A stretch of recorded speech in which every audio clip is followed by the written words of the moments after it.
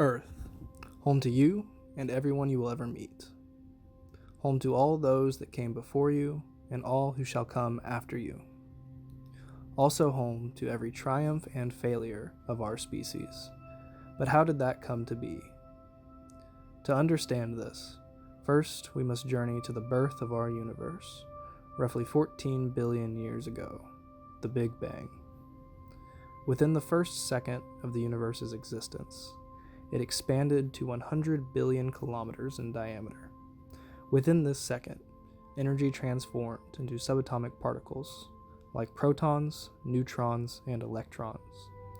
And the four fundamental forces of our universe came into existence: the strong and weak nuclear forces, electromagnetism, and gravity, the weakest of the four forces, and the driving factor in the formation of our universe's structure. As the universe continued its expansion, it was filled with immense clouds of hydrogen.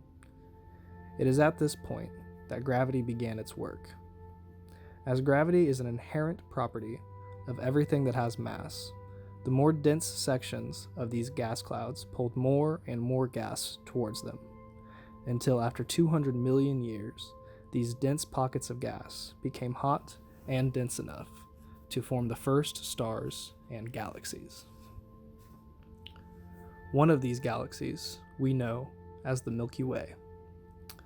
Approximately 10 billion years after the Big Bang, or 4.6 billion years ago, a star began to form in an arm of the Milky Way.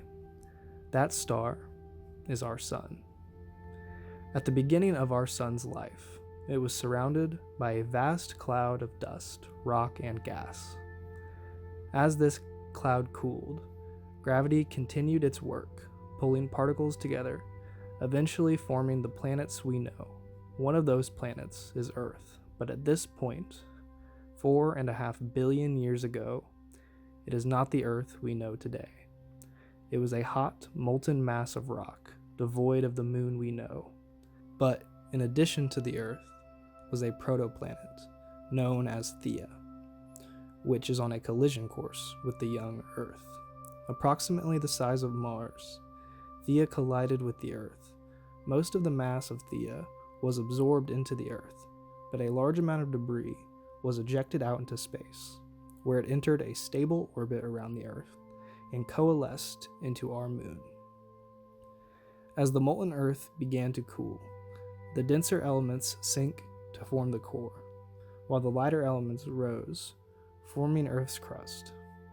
And as these layers formed, the Earth's magnetosphere was born, protecting the Earth from the sun's harsh cosmic rays. As the Earth continued to cool over the next couple billion of years, comets containing water bombarded the Earth, seeding the Earth's oceans. All of these factors are key in Earth being the haven for life that it is today, as without the Earth's magnetic field, it would be nearly impossible for life on Earth's surface to be as prevalent as it is. And the moon, which orbits the Earth, may be another key to life's prevalence. As the moon does more than orbit the Earth, the moon's gravity helps regulate the length of each day and stabilize the Earth's axis, helping to maintain a stable climate. And maybe most importantly, the moon's gravity is the driving force behind our ocean's tides, which biologists think may have been a key factor in the early evolution of life 2 billion years ago.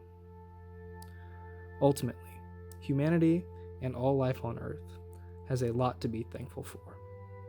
Thankful that the Earth formed at the right distance from the sun, where it is not too hot or cold. Thankful for the magnetic field, which protects us from the sun's cosmic radiation.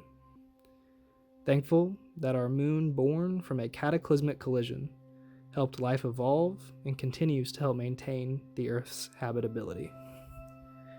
And most importantly, thankful that the Earth was lucky enough for all of those things to occur and give rise to you and I.